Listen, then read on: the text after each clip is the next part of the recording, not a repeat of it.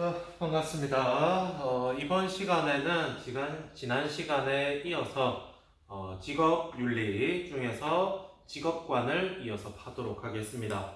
지난 시간에 우리가 유교의 직업관을 하면서 공자, 맹자, 순자의 직업관을 배웠는데, 유교는 이 사회적 분업을 중시하면서 직업을 단순한 생계 유지 이상으로 도덕적인 수양의 수단으로 보기도 했다는 점을 배웠었죠. 자, 이번 시간에는 서양의 직업관에 대해서 배워보려고 합니다. 두 번째, 플라톤의 직업관을 한번 배워볼게요. 자, 아마 플라톤이라는 이름은 여러분이 살아가면서 들어봤을 것 같은데, 소크라테스의 제자로 유명하죠.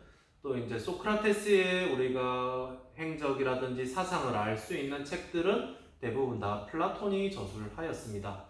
그래서 기회가 된다면 플라톤이 저술한 책들을 읽어보면 여러분에게 많은 도움이 되지 않을까 싶습니다.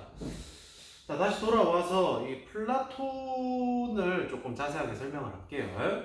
플라톤은 이 이원론적인 세계관을 이야기합니다.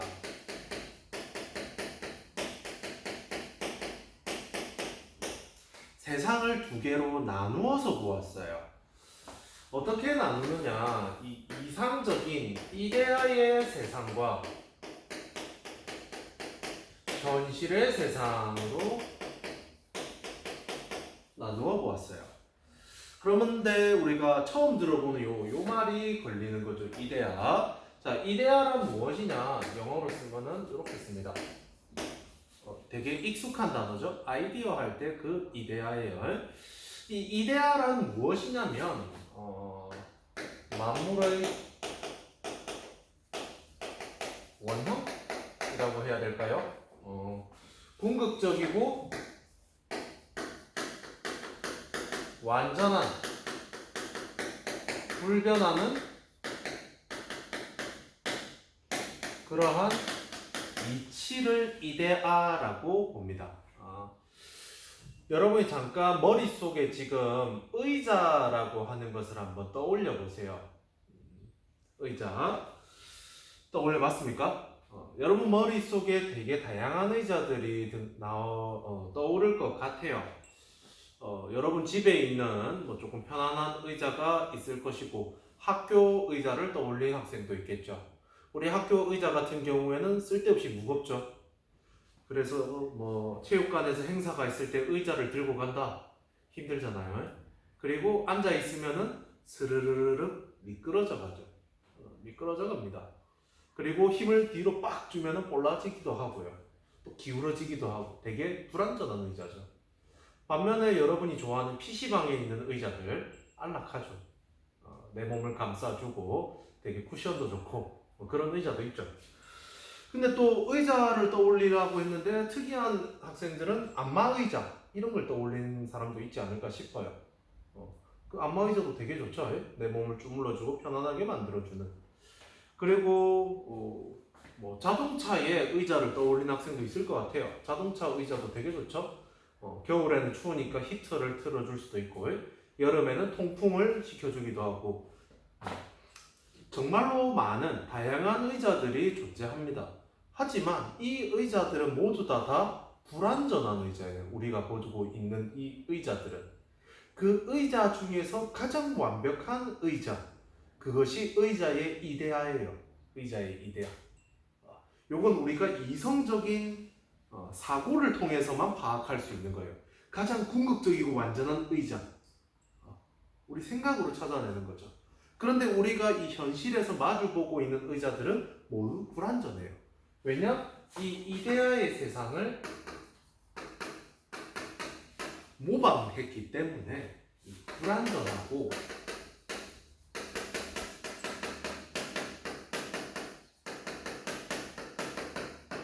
가변적인 세상이다.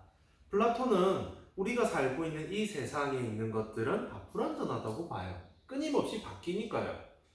선생님이 지금 쓰고 있는 휴대폰이 이제 갤럭시 S9 플러스인데 지금 갤럭시가 S20까지 나왔죠. 그래서 S9 플러스는 옛날 폰, 똥폰이 되어가고 있는 거잖아요. 지금은 S20, 아이폰 11, 11인가 뭐 어찌됐든 그게 최신 휴대폰이지만 이게 1년 뒤, 5년 뒤, 10년 뒤가 됐을 때도 최신형 휴대폰이라고 할 수 있을까요? 아니겠죠.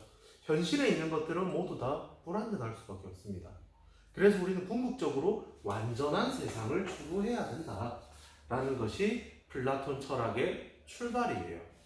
자, 그런데 플라톤은 인간의 영혼을 주요한 부분을 세 개로 쪼개서 봅니다. 인간 이해해요. 플라톤의 영혼 3분설이라고 합니다. 자, 우리의 몸뚱아리가 있으면 우리의 몸뚱아리는 각자 주요한 부위들을 나눠보자면 곤충 나누듯이 플라톤 쪼개요. 인간의 몸뚱아리를 머리, 가슴, 배 요리 나눕니다. 머리, 가슴, 배를 빼고 나면 남아있는 것은 사지죠. 사지. 이걸 빼고 이렇게 나눠봅니다. 여기에 대응하는 인간의 영혼의 부분들이 있다고 봐요. 그 영혼의 부분을 어떻게 보느냐? 머리의 기능, 영혼을 생각하는 것이라고 보아요. 장식품이 아닙니다. 머리는 생각이라는 걸 해야 돼요. 그다음 가슴은 기계라고 표현을 하는데 머신할 때 그 기계가 아니에요. 기계. 사전 한번 찾아보세요. 구생기상. 우리가 전통적으로 보자면 좀 이 가슴이라고 하는 것은 감정적인 부분과 많이 연결짓고 있죠. 그렇게 보고 있는 것 같아요. 배는 복부 쪽 욕구를 담당하고 있다고 보았습니다. 그래서 이 기능들을 탁월하게 발휘하는 것을 덕이라고 보았어요.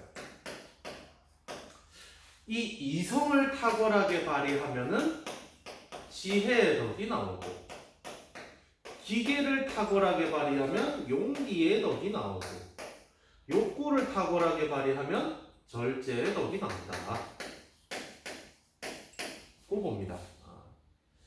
그래서 인간이 각자 이 타고난 기능들을 잘 발휘해서 이 세 가지 덕목이 조화롭게 될 때 어떤 덕이 나오느냐? 정의의 덕이 나온다라고 플라톤은 보았어요. 이 네 가지 덕목을 뭐라고 하느냐? 플라톤의 사주덕이라고 합니다.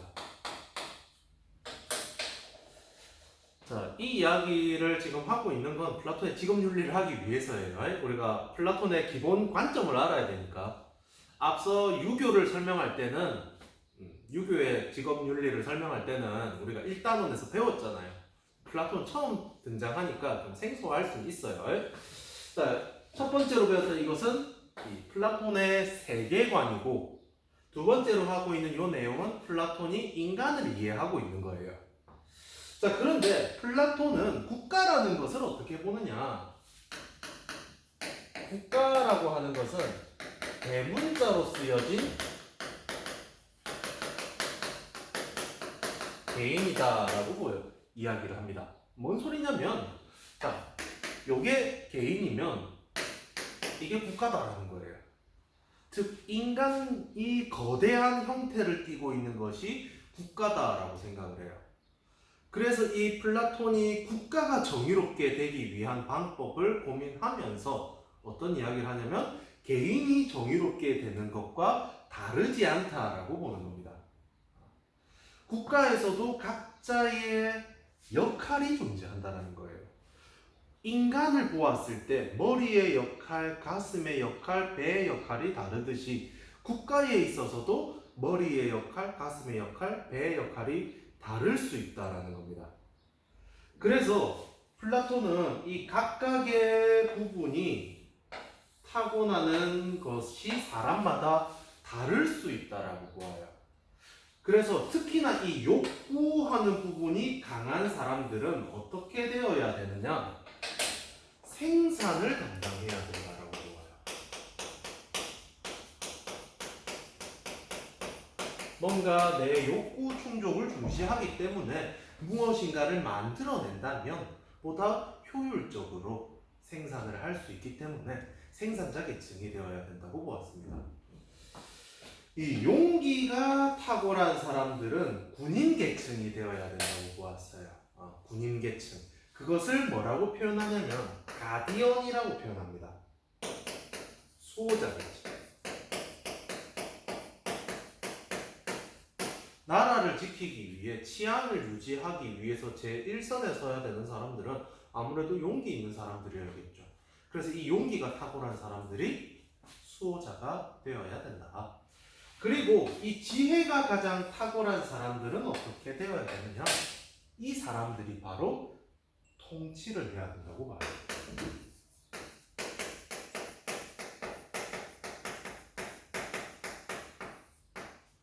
그래서 이 각 계층이 각자의 역할에 충실히 하면서 조화를 이룰 때 어떻게 되느냐? 정의로운 사회가 가능해진다.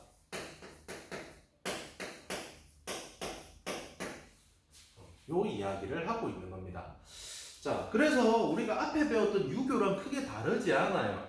유교적인 관점에서는 각자가 사회적 이름에 충실히 하면서 분업을 해야 되고 그 속에서 수양을 통해서 도덕적인 삶을 살자라고 이야기하고 있고, 플라톤 같은 경우에는 각자 타고난 이 기능들이 다르기 때문에 그 기능을 잘 발휘할 수 있는 일을 하고 그 각자의 일을 충실히 잘 해낼 때 그때 정의로운 사회가 가능하다라고 이야기를 합니다.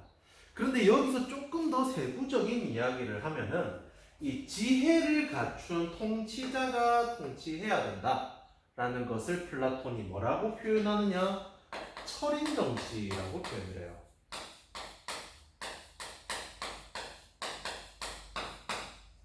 철인 정치. 여기서 철인이라고 하는 것은 아이언맨을 이야기하는 것이 아니라 철학자를 표현하는 거예요. 철학자가 통치해야 된다. 철학자란 무엇을 의미하느냐? 요것을 관조할 수 있는 사람. 세상의 가장 완전한 이치를 바라볼 수 있는 그런 사람들이 정치를 해야지 올바른 통치가 가능하다라고 플라톤은 생각을 했어요. 그래서 오늘날 우리 사회는 민주주의인데 플라톤은 민주주의에 대해서 그렇게 썩 옹호적이지는 않았어요. 왜냐하면은 여러분이 알다시피 플라톤의 스승인 소크라테스는 그리스 민중들에 의해서 사형 선고를 받고 독배를 마시고 죽게 되었습니다. 그래서 아마 플라톤은 여기에 대해서 좀 부정적이었던 것 같아요. 그래서 이제 다양한 사람들이 통치를 하기보다는 전문적인 지식을 갖춘 사람이 통치를 하는 것이 보다 정의로운 사회가 될 것이다 라는 주장을 했습니다. 물론 플라톤의 이 주장도 일리는 있지만 오늘날에는 민주주의가 되고 있는 이유 뭐냐? 이 철인 정치는 통치자가 정말로 현명한 세종대왕과 같은 인물이라면 태평성대가 될 수 있겠지만 이 한 명의 통치자가 폭군일 경우에는 가장 극단적인 상황에 처할 수 있기 때문에 리스크가 좀 커요. 그래서 우리는 아마 지금 민주주의를 하고 있는 국가가 많지 않나 싶습니다. 자, 다시 돌아와서 플라톤은 결국 각자의 기능에 맞는 이 직업을 가질 것을 강조했는데 여기에 몇 가지 특이한 내용들이 있어요. 어떤 게 있느냐? 자, 요 사람들 통치자 계층과 수호자 계층, 묶어서 수호자 계층이라고 해요.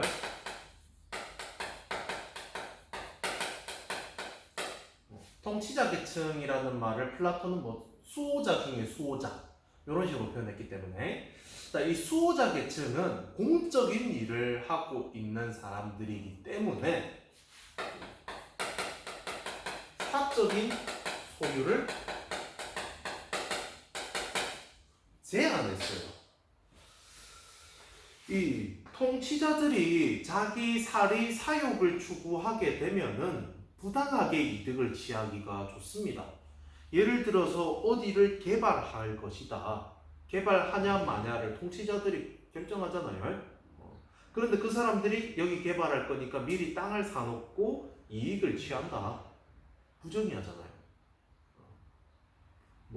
앞으로 국가에서 이런 사업을 추진할 것이기 때문에 이런 회사가 잘 될 것이다 라는 것을 알 수 있죠.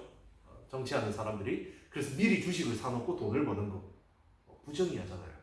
그래서 애시당초 플라톤은 그것을 막기 위해서 이 계층의 사적인 소유를 제한합니다.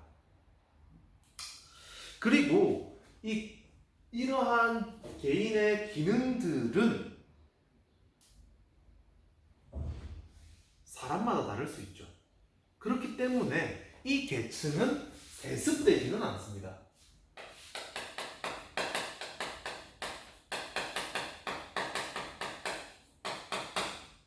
즉 양반의 자식으로 태어나서 양반이 되고 평민의 자식으로 태어나서 평민이 되는 건 아니에요. 통치자 계층의 자녀로 태어났지만 지혜가 탁월하지 않아서 생산자가 될 수도 있고, 생산자 계층의 자녀로 태어났지만 똑똑해서 통치자 계층이 될 수 있다라는 거예요. 그래서 어디까지나 각 개인의 능력에 따라서 계층이 정해져야 된다 라는 이야기를 하고 있는 겁니다. 어떻게 보면 또 나름 선진적인 이야기라고 볼 수 있겠죠.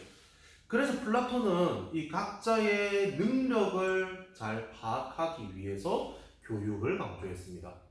그래서 플라톤이 세웠던 학교가 되게 유명해요. 아카데미아라고 합니다. 들어본 적 있죠? 아카데미아를 말합니다. 이게 플라톤이 가지는 특이점이에요. 근데 문제는 또 단점도 있어요. 어떤 단점이 있냐면 자유로운 계층 이동이 안 돼요.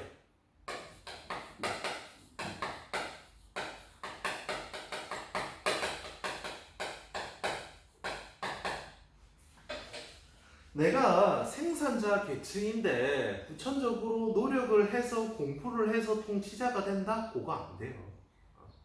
그건 되지 않습니다. 생산자 계층 판정을 받으면 생산자로서 열심히 살아가면 돼요. 그게 정의로운 사회를 위해서 필요하다고 봅니다. 근데 오늘날은 안 그렇죠. 내가 노동자이지만 열심히 공부해서 능력을 쌓아서 나이를 먹어서라도 대학을 가고 또 그걸 바탕으로 자신이 진정으로 원하는 일을 할 수도 있는 사회죠. 하지만 플라톤의 사회는 상당히 닫힌 사회예요. 각자가 타고난 능력에 따라서 자신의 역할에 맞는 일을 할 때 정의로운 사회가 된다. 이런 것을 주장을 했습니다. 그래서 우리가 이 플라톤의 철학에서 직업관에서 배울 수 있는 내용은 뭐냐? 결국 자신의 이 기능을 잘 발휘하는 것이 중요하다라는 것. 그리고 사회적인 이 분업이 필요하다라는 것. 그래서 각자가 자신의 역할에 충실할 때 정의로운 사회가 가능하다라는 것은 아직까지도 현대적인 의의를 줄 수 있지 않을까 싶습니다. 자, 이어서 기독교의 직업관을 살펴볼게요. 이거 지우겠습니다. 써야 되면은 스톱 시켜놓고 쓰세요. 돌리면 되죠.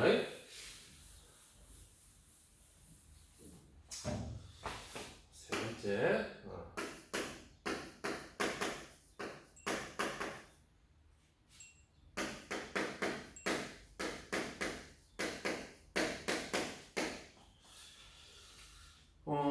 세계적으로 되게 커다란 종교죠. 이 기독교라고 하는 것은 예수 그리스도를 믿는 종교를 총칭하는 표현이에요. 알았죠? 우리가 뭐 흔히 나누는 뭐 기독교와 천주교라고 하는데 전부 다 기독교를 이루는 말입니다. 뭐 이거는 다음에 기회가 있으면 자세하게 설명을 할게요. 자, 이 기독교적인 세계관에서 봤을 때는 기본적으로 이 만물, 천지 만물은 신이 창조한 것이라고 보죠. 창조론적인 세계관을 가지고 있습니다. 그래서 우리가 살고 있는 이 모든 것은 신이 만든 거예요. 인간도 신이 만든 겁니다. 그런 세계관을 가지고 있습니다. 근데 여러분도 아마 상식적으로 들어봤을 것 같아요. 최초의 인간, 뭐 아담, 뭐 어느 동네에 살았습니까? 초전동에 살았습니까? 아니죠. 에덴 동산에 살았어요. 에덴 동산, 이 낙원에 살 때는 뭐 큰 근심 걱정 없이 살았습니다. 먹을 것도 많고 뭐 편하게 살았어요. 그런데 뱀의 꼬임에 넘어가서 선악과를 먹게 되고 그로 인해서 낙원에서 쫓겨나게 됩니다. 성경에 보면은. 그로 인해서 인간은 노동을 하게 됐다고 보죠. 네 후손들은 앞으로 겁나 열심히 일을 해야지 먹고 살 수 있게 된다. 그래서 우리는 일하게 됐다. 그 기독교는 뭡니다. 우리는 이 원죄로 인해서 낙원에서 쫓겨나게 되고 낙원을 잃어버리게 되고 그로 인해서 노동을 하게 됐다고 봅니다. 그래서 중세까지는 이 노동을 어떻게 보느냐, 속죄의 수단으로 보아요.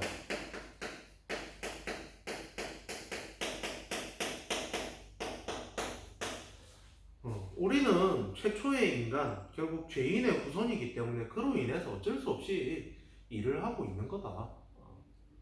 그리고 일을 열심히 하되 절대로 뭐 사치스럽게 살면 안 돼요. 더 죄를 쌓는 거니까요. 그래서 일을 통해서 죄를 갚으면서 동시에 절제하는 사람,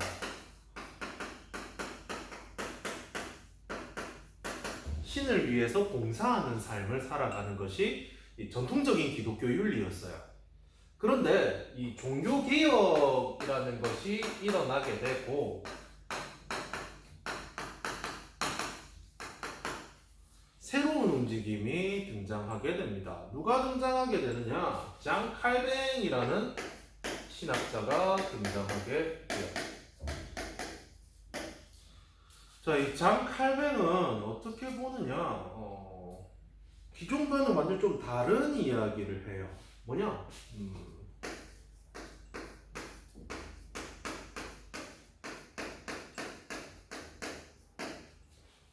예정설이라는 것을 주장합니다. 신의 구원은 정해져 있다.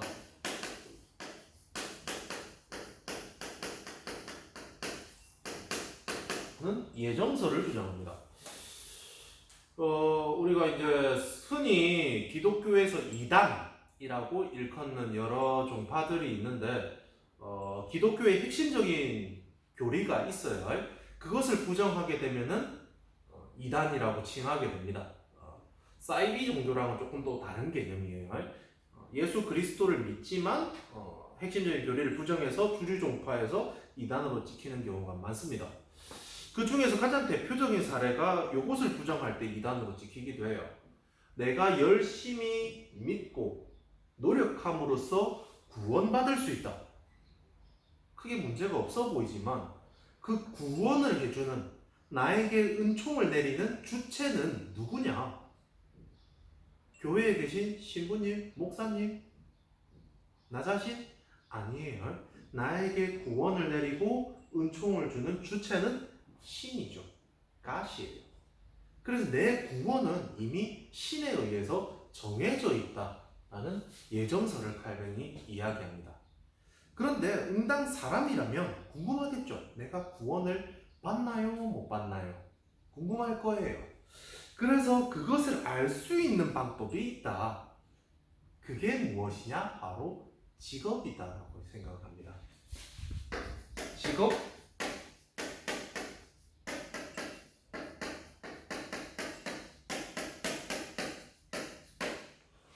소명설을 가져오게 돼요.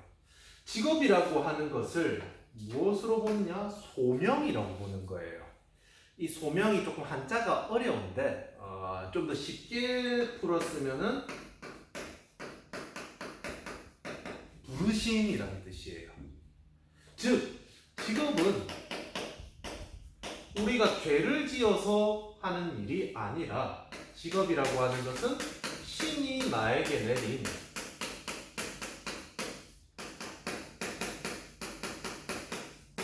사명이다라고 보는 것이 직업 소명설이에요. 자, 우리가 직업을 의미할 때 뭐 여러 가지 단어들이 있어요. 그 중에서 영어 단어를 보자면은 job이 있고 vocation이 있어요. 이 중에서 job이라고 하는 것은 조금 생계 유지의 측면이 강해요. 그래서 우리가 알바, 아르바이트라고 하는데 정확한 영어 단어는 파트타임 잡이죠. 파트타임 잡.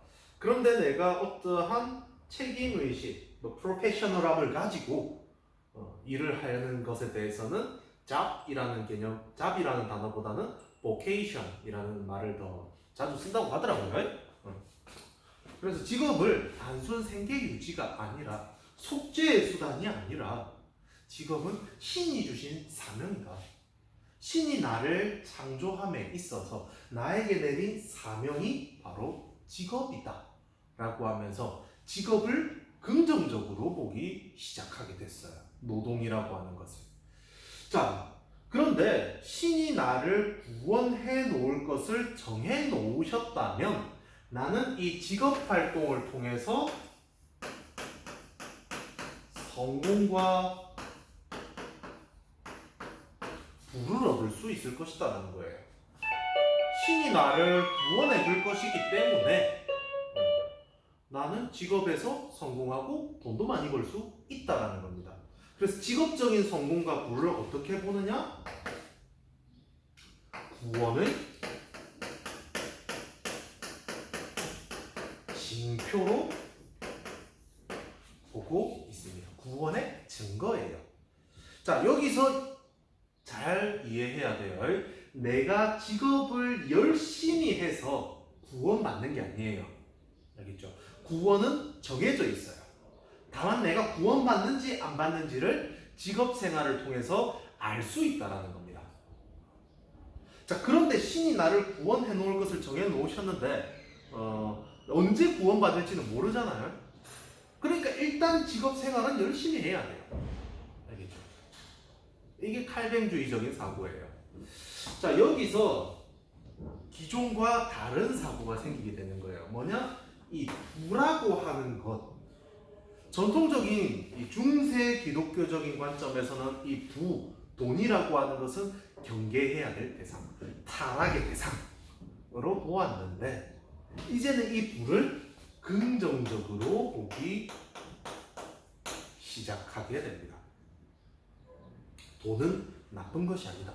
오히려 내가 신의 명령에 따라서, 신의 콜링, 신의 부르심에 따라서 열심히 생활하다 보니까 자연스럽게 따라온 구원의 증표다. 그래서 부를 긍정하게 돼요. 예전에는 멀리 해야 돼. 사특한 것으로 보았는데. 그리고 이 부를 긍정적으로 생각하면서도 신이 주신 것이니까 함부로 쓰면 되겠어요? 안 되겠어요? 사치스럽게 살면 되겠어요? 안 되겠어요? 안 되겠죠. 그래서 부를 긍정하면서도 절제하는 삶을 살아야 된다. 는 이 프로테스탄트 기독교 윤리, 개신교 윤리가 등장하게 됩니다. 이 부를 긍정하면서 절제하는 요것으로 인해서 무슨 일이 일어나느냐? 돈이 쌓인 자본이 형성되게 되었고 이로 말미암아서 서구 자본주의가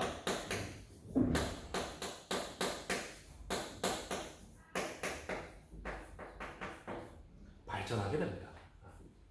우리가 자본주의 사회, 돈으로서 물건을 사고 팔고 화폐라고 하는 것이 우리 삶에 너무나도 많은 영향을 주는 그 사회에서 살아가고 있어요.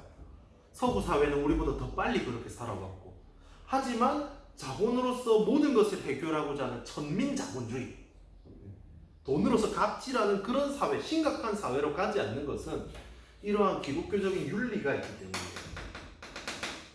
돈을 긍정하면서도 이 돈에 대한 경계, 절제를 중시하는, 그로 인해서 자본주의가 나름 발전하게 되었다 라고 누가 평가하느냐?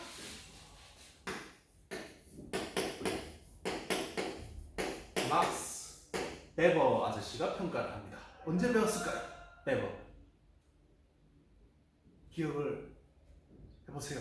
1단원에서 배웠어요. 언제? 책임윤리 할 때 배웠죠. 윤리를 심정윤리와 책임윤리로 구분했던 막스 베버. 이렇게 칼뱅의 직업관, 예정설과 직업 소명설로 인해서 경제적인 관점이 바뀌게 되었고, 그로 인해서 자본이 형성되고 자본주의가 발달하게 되었다. 근데 이 자본주의가 발달함에 있어서 이 기독교 윤리가 크나큰 영향을 미쳤다. 라고 어떤 책을 썼느냐? 프로테스탄트 윤리와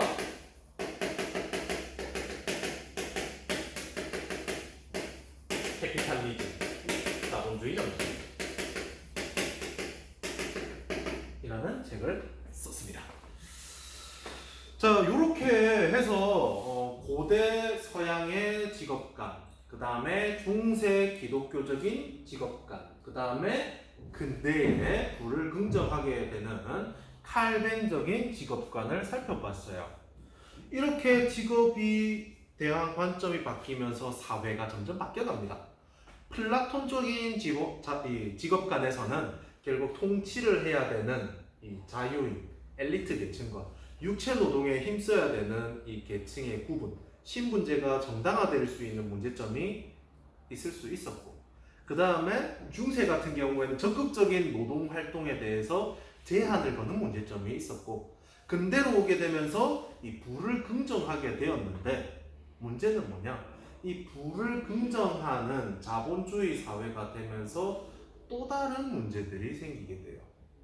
아직까지도 자본주의 안에는 많은 문제가 있습니다. 그래서 그 자본주의를 비판을 했던 마르크스의 관점을 다음 시간에 배워보도록 하겠습니다. 수고했습니다.